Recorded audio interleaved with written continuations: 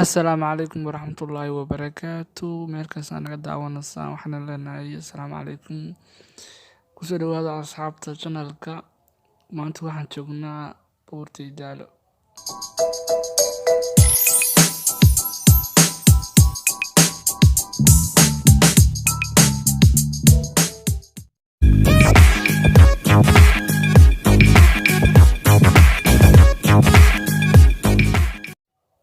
Halkan waxaa la dhahaa Balli Qardhaasyo, waa duleedka degmada Xarfo. Waan soo dalxiis tagnay asxaabteena qaaliga. Waxaan soo aadnay inaan soo baashaanno nimcada barwaaqadaas. Maasha Allah, waanaga iska baashaanna iska sheekaysanna. Waxaan ku leeyahay xaaladdu iyo jawigu waa degan yihiin asxaabta.